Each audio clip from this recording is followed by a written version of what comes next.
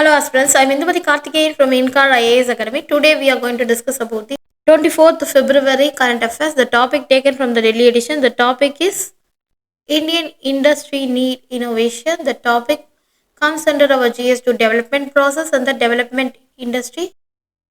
In this topic, we are going to cover the informality of the Indian workforce, the historical perspective, what India need, what are the investment in R&D, support and startups of the entrepreneurship, skilling the workforce, encouraging the risk taking, policy and infrastructure support. What are the key challenges in the R&D, over reliance on traditional manufacturing, lack of technological advancement, and what are the sections that need to urgent innovations?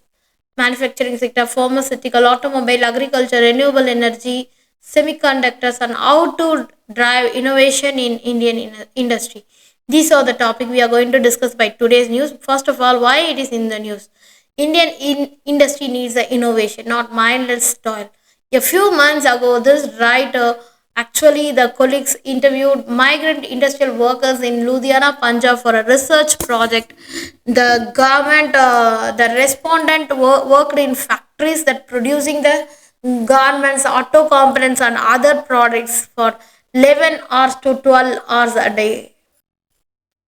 When orders were high, they worked for days on end without any break. For India, it's truly compete on a global scale. Innovation needs to be at the heart of the industries rather than just relying on cheap labor, repetitive work. Many of the India's traditional industries still focus on the low cost, high volume production rather than the value ordered, technological driven growth. This was mainly the some extent, but it's not sustainable in the long run. Countries like China, Vietnam are also competing in the same space, and automotive is reducing the need of the human and also labor in manufacturing. The first of all, the informality of Indian workforce.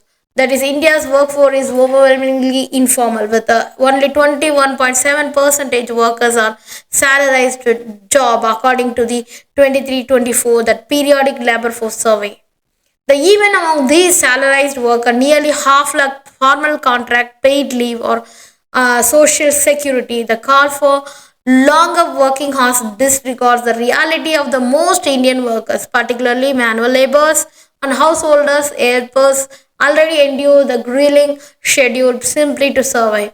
Unlike the developed nations where productivity gains have reduced the working hours, mainly India continues to extract economic value by extending the workday rather than improving the efficiency.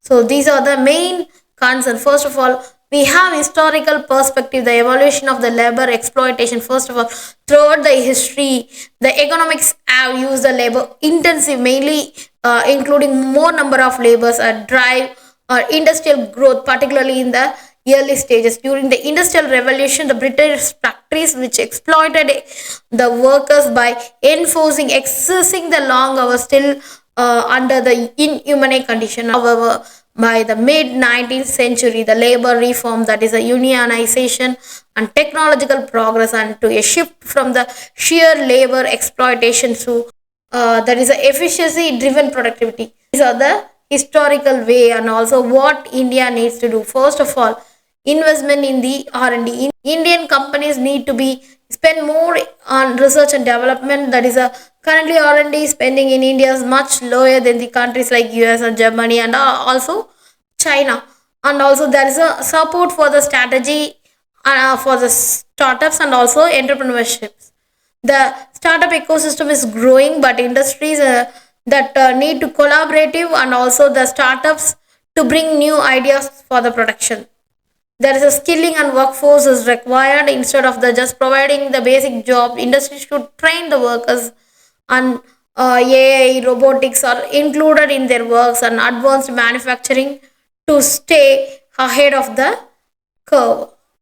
Encouraging the risk taking. First of all, a culture, risk taking, and innovation need to be fostered rather than just playing the safe with the established business models. And also there's a policy infrastructure support is required. The government should focus on policy that supports the research, technology development, and ease of the doing business for innovative companies. And also Indian industries have made a significant progress in the recent years, but still main competitive on a global scale.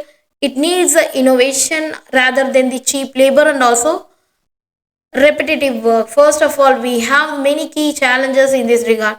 First of all, there is a low R&D investment. Indian research and development R&D spending is only about 0.7 percentage of GDP, that compared to the 2 to 3 percentage in the developed nation. And also there is a over reliance on the traditional manufacturing. Mainly, many industries will focus on the low cost, high volume production rather than the high value technology driven manufacturing. And also lack of technological advancement. There is a industries like textile, steel, small scale manufacturing often lag in adopting the automation, AI, and IoT. And also there is a brain drain and talent utilization. The many skilled profession leaves, that is India, due to the better opportunities abroad, and domestic industries underutilize the existing talent. And also regulatory and infrastructure is the main bottlenecks, that despite of improvements, issues like bureaucracy, slow approvals, and also weak infrastructure slow down industrial growth. These are the main factors will be always key challenge to Indian industry. And also there is a sectors that need urgent innovation. First of all, there is a manufacturing sector, which adoption of industry 4.0 technology like automation, AI, and IoT to enhance the productivity. And also pharmaceutical and healthcare is a second main focus, that is a biotech innovation, AI driven diagnostics, and also affordable healthcare solution is a main theme for the pharmaceutical area.